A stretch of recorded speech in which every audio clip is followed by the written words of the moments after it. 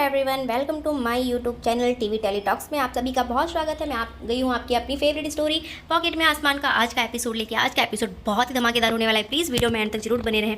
Video की starting में हम देखते हैं कि जो ध्वनि होती है वो डॉक्टर अंकल के पास अपनी जाती है और डॉक्टर अंकल उसे देख के बहुत परेशान होते हैं। वो सोचते हैं ये अकेले यहाँ पे क्या कर रहे हैं, और वो डरने का एक्टिंग करते हैं और फिर उसके साथ बहुत नाटक करते हैं और हंसी मजाक करते हैं दिग्विजय कि ये लायन यहाँ पे हमारे हॉस्पिटल में कैसे आ गया। तो बोलता है अरे अंकल मैं लायन नहीं हूँ, मैं तो ध्वनि हूँ। तो इतना सुन के वो शॉक रह जाता है और फिर वो उसका अपना मुखौटा उतारती है तो फिर वो उसको बताती है और उसको डरने का एक्टिंग करता है। फिर वो हंसने लगता है। फिर उसके बाद वो बोलती है कि अंकल आप यहाँ पे। तो बोलता है कि हाँ मैं यहाँ पे हूँ। आप यहाँ पे किसके साथ आए? तो वो बताती है कि आई के साथ। तो वो बोलती है कि क्यों यहाँ पे आई के साथ क्यों आए हो? तो बोलते हैं कि वो अपने माताश्री को हम ढूंढने आए हैं। तो फिर वो समझ जाता है कि यहाँ पे अभी वो मिसिस दोषी जो है डॉक्टर नर्स वो यहीं पे होगी, तो इसी बहाने उससे भी मिल लूँगा। तो इसके बाद हम देखते हैं कि वो उससे बात करती रहती है और उसे बोलती है कि अंकल आपको पता है कि कान्हा जी जो होते हैं वो हम सबको मिलाते हैं, ऐसा मेरी माताश्री कहती है। तो बोलता है कि हाँ क्योंकि मैं आपसे जब से मिला हूँ तो ऐसा लगता है कि आपसे कुछ तो कनेक्शन है मेरा और आपसे मिल के मुझे बहुत अच्छा लगता है। तो वो उससे बात करने लगता है। फिर वो बोलता है कि अच्छा ठीक है अंकल अब आप मेरे बेस्ट फ्रेंड बन जाओगे क्या? तो वो बोलती है कि ठीक है हम आपके एक दूसरे के बेस्ट फ्रेंड बन गए। और फिर वो उसको पिंकी प्रॉमिस करती है। दूसरी तरफ हम देखते हैं कि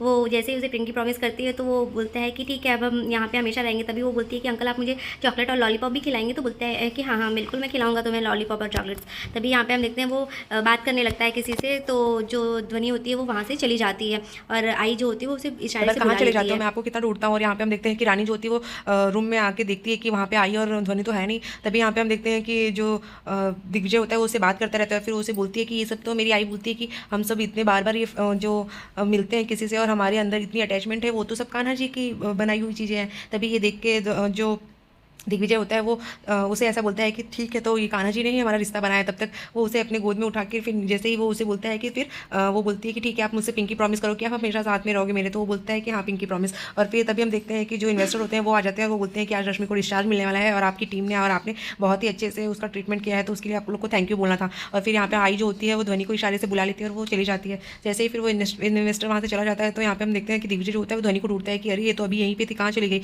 और फिर आई जो होती है उसको चुपके से यहाँ लेके आती है। अभी तभी एक जो नर्स होता है उससे पूछते हैं कि ये बच्ची कहाँ पे गई। तो फिर वो बता नहीं पाता है। तो वो बोलता है कि कोई बात नहीं ठीक है तुम जाओ अपने काम पे। और यहाँ पे हम देखते हैं कि जैसे ही आई जो होती है वो उसे लेके आती है तो रानी जो होती है उसको बता देती है कि ये अभी तक दिग्विजय के साथ थी और उसे पता चल गया कि ये तेरी ही बेटी है। तो फिर यहाँ पे हम देखते हैं कि वो बोलती है कि आई माताश्री ये वही डॉक्टर अंकल है जिन्होंने मेरी हेल्प की थी आपके लिए सैंडल खरीदने में मदर्स डे पे, और इन्होंने यही मुझे वहाँ पे मुंबई के कैंप में मिले थे। तो ये सब सुन के वो खुश होकर बताती रहती है ये सब चीज़ें। पर यहाँ पे रानी को जब से ये सब बातें पता चलती तो वो बहुत ही शॉक हो जाती है। तो वो पूछती है आप यहाँ पे क्यों आई आपको क्या जरूरत थी? तो बोलती है कि मैं तेरे यहाँ पे पिकनिक मनाने नहीं आई, मैं तेरे से बात करना चाहती थी, तेरे से कॉल करती थी पर तू फ़ोन नहीं उठा रही थी जिसकी वजह से मुझे यहाँ पे आना पड़ा। तो वो बताती है कि वो वार्डन ने मुझे यहाँ पे बोला है कि आज शाम तक घर खाली करनी होगी। और यहाँ पे हम जैसे ही वो देखते हैं तो वो बोलती है कि आप लेकिन वही आपको भी एक बात बतानी थी कि अनीशा ने मुझे आज एक ऑफर दिया है कि मुंबई में अच्छी सैलरी है, ये है ये सब बता के वो उसे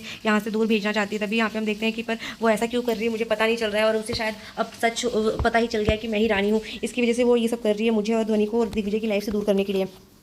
तभी यहाँ पे हम देखते हैं कि वो बोलती है कि तो क्या हुआ, वो अपनी लाइफ में आगे बढ़े तो तुझे क्या दिक्कत हो रही है? तो तू तो खुद ही जाना चाहती थी ना। तो बोलती है कि हाँ पर मैं जानती हूँ पर ये अनीशा जो है वो बहुत ही बड़ा मेडिसिन स्मगलिंग का काम कर रही है और इसमें सिर्फ फंसेगा तो दिग्विजय। उसने पहले भी ऐसा कर दिया है और दूसरी बार वो करने के लिए इससे पहले 2 बार भी नहीं सोचेगी। तो ये सब सुन के आई जो होती है वो बोलती है कि लेकिन अपने लोग को क्या दिक्कत है, हम लोग वहाँ रह के अच्छे से रहेंगे ना, तो क्या प्रॉब्लम हो रही है? तभी यहाँ पे हम देखते हैं कि दिग्विजय जो होता है वो ऑफिस में बैठा रहता है। तभी वहाँ पे तो जो शांति होती है वो आती है और वो उसे बोलती है कि सर हमें एक न्यू नर्स हायर करनी पड़ेगी। तो वो बोलता है कि लेकिन क्यों, अभी तो सारी एक पूरी टीम आई थी नर्स की, तो फिर से क्यों हायर करनी पड़ेगी? तो वो बता देती है कि ऐसी ऐसी बात है कि धवल सर ने अनीशा मैम से बोल के उस मिस दोषी के लिए एक अच्छी सी अपॉर्चुनिटी दी है जो कि ऑफ़र है वहाँ पे मुंबई में, और वो इस ऑफ़र को एक्सेप्ट करके वो यहाँ से जा रही है। तो वो बोलता है कि इतना सब कुछ हो गया, मुझे एक बार इन्फॉर्म करना भी किसी ने नहीं ज़रूरी नहीं समझा। फिर उसके बाद वो बहुत ही गुस्से में रहता है और यहाँ पे हम देखते हैं कि वो बोलती है कि मिस दोषी तो जो है वो हाफ डे लेके घर के लिए निकल गई और अभी निकल भी जाएंगी, वो घर पहुंच भी गई होंगी। और दूसरी तरफ देखते हैं कि वो वहीं पे पहुंचता है। तभी यहाँ पे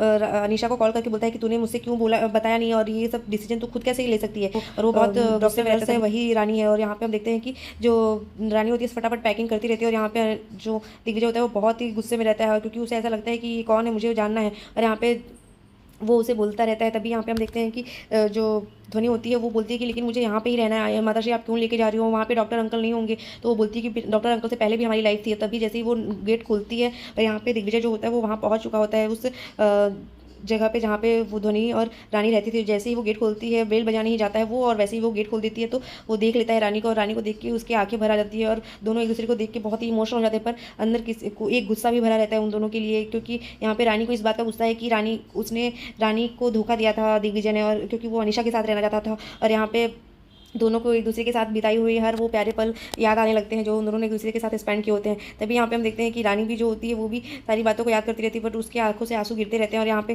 उसको इस बात का भी डर रहता है कि अब वो उसकी बेटी को लेके चला जाएगा। और यहाँ पे हम देखते हैं कि अनीशा की ये चाल जो होती है वो इसको समझ में आ जाती है, पर अभी भी वो लोग एक दूसरे से ही गुस्से रहते हैं। और यहाँ पे तभी जो ध्वनि होती है वो बोलती है, डॉक्टर अंकल आप यहाँ पे।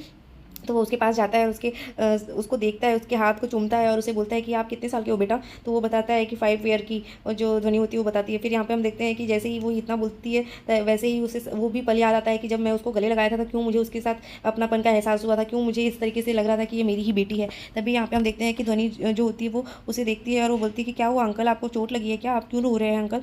तो फिर यहाँ पे हम देखते हैं वो उसको बोलती है कि ध्वनि कहीं पे नहीं जाएगी, और ध्वनि से वो बात करता है, उसके हाथों को पकड़ता है, उसको चूमता है। और फिर यहाँ पे हम देखते हैं कि ध्वनि जो होती है वो बोलती है कि ये मेरी माताश्री है, और आपको वो फिर बात करता रहता है, और वो फिर उसे बोलता है कि वो भी ये सब चीज़ें देखती रहती है, क्योंकि वो बता देती है कि यहाँ पे हम सिर्फ आई और मैं और माताश्री ही हैं। तो वो बोलती है कि तुम्हारे पापा कहाँ हैं, तो वो बताती है कि मेरे स्टोरी में कोई भी राजकुमार नहीं है डॉक्टर अंकल, हम सिर्फ 3 ही लोग हैं। और फिर इतना ही सब सुन के उसे पता चल जाता है कि रानी जो है वो किसी और के साथ नहीं थी, अभी तक वो अकेले ही अपनी लाइफ में स्ट्रगल कर रही थी और अकेली ही रह रही थी।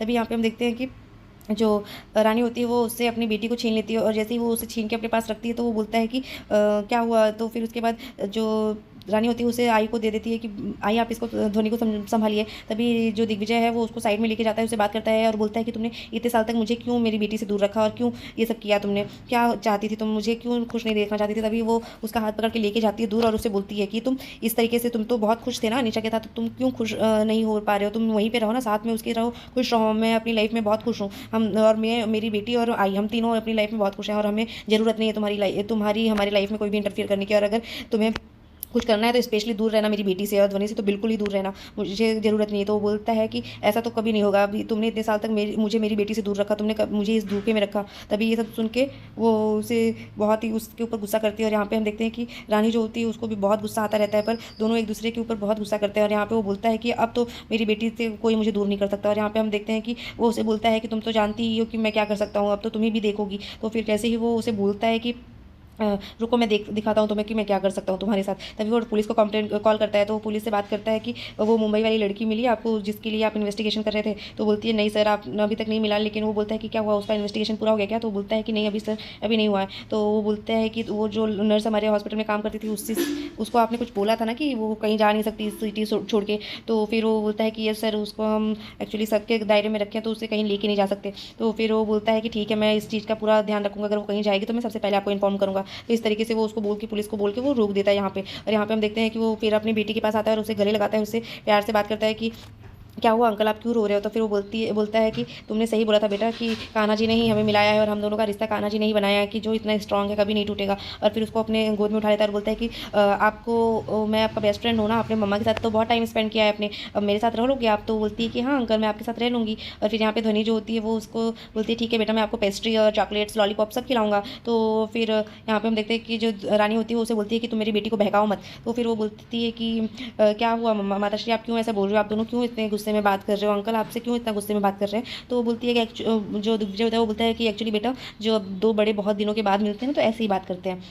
फिर इतना बोल के फिर वो गुस्से में अपनी बेटी को लेके जाता है वहाँ से। और यहाँ पे रानी जो होती है वो बहुत रोती रहती है, और वो बोलती है कि मेरी बेटी मुझे छोड़ दो, मेरे पास छोड़ दो, उसको मेरे से दूर मत करो। पर यहाँ पे दिग्विजय जो होता है वो बोलता है कि अब मेरी बेटी मेरे साथ रहेगी। और फिर आज के एपिसोड में बस इतना ही फ्रेंड्स, मिलते हैं नेक्स्ट एपिसोड में, जहां हम देखने वाले हैं कि गांधी कुछ भी लेके आता है वो ध्वनि को, और ध्वनि जो होती है वो बहुत रोती रहती है। तो यहाँ पे हम देखते हैं कि सब लोग जो होते हैं घर परिवार में वो लोग उसे देखते रहते हैं और वो बोलते हैं कि ये किसकी बेटी तू लेके आया। और यहाँ ध्वनि जो होती है वो बहुत कुछ रोती रहती है, क्योंकि उसे उसकी आई से दूर कर दिया जाता है, जिसकी वजह से वो बहुत रोती रहती है और अपनी माताश्री को आवाज़ देती रहती है। और यहाँ पे हम देखते हैं कि रानी भी जो होती है वो उसके पीछे पीछे गांधी कुंज पहुँच जाती है। और यहाँ पे जैसे ही गांधी कुंज में वो पहुँचती है तो सब लोग उससे पूछते रहते हैं कि ये किसकी बेटी है, ये किसकी बेटी है, दिक्कू की तो बता क्यों नहीं रहा है। तभी यहाँ पे हम देखते हैं कि आई जो होती है वो रानी को जाने से मना करती है, पर वो बोलती है कि नहीं आई, मुझे अपनी बेटी को लेने जाना ही पड़ेगा। और जैसे ही वो जाती है तभी वो बोलती है कि ये मेरी बेटी है। और इतना देखते ही सब लोग शॉक्ड रह जाते हैं कि ये तो रानी है। और रानी को देख के बाकी के घर वाले जो होते हैं वो खुश भी होते हैं, पर यहाँ नारायणी और जो निशा है वो बहुत शॉक्ड में रह जाती है। तो आज